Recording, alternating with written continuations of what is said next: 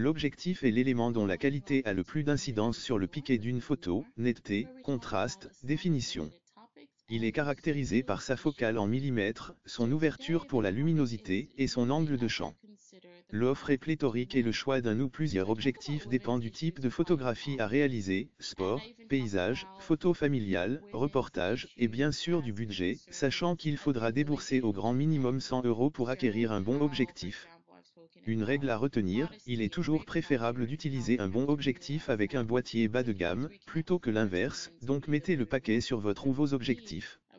D'autant que contrairement au boîtier dont la technologie évolue très vite, l'objectif est un investissement durable et peu assujetti à l'obsolescence.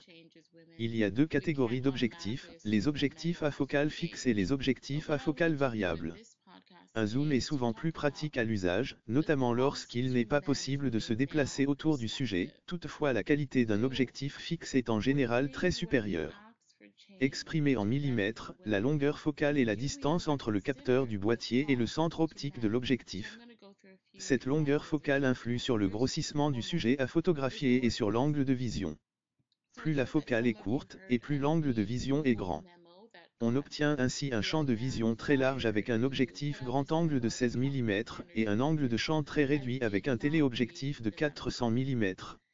All I know is from people who read the memo and people whose opinions that I trust is that it was much ado about nothing. Now I'll say, pointing out gender differences or cultural differences and passing this out as a memo in your workplace should be obvious to anyone that that's a bad idea. So I certainly don't defend him in terms of getting fired. If I was a company, I'd probably fire him too, because it just doesn't look good. It doesn't look good. It doesn't feel good, whether it's true or not. The question would be more about, is it appropriate in that format in the workplace? In a private conversation, even a conversation with colleagues who wanted to have that conversation, but to send that out to the company doesn't really look appropriate. So I'm definitely not defending him on that front.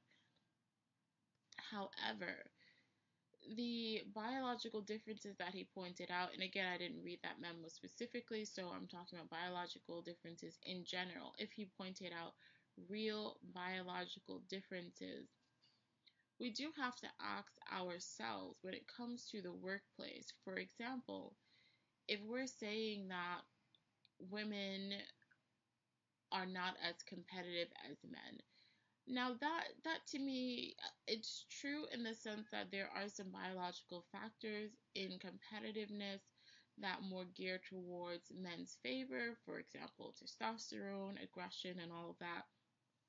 However, women who choose certain fields where they know there has to be competition often can rise up to that career field, just as men who choose work environments that where care is most prominent, they can rise up to that level. So that's an individual thing. But in general, women steer away from competition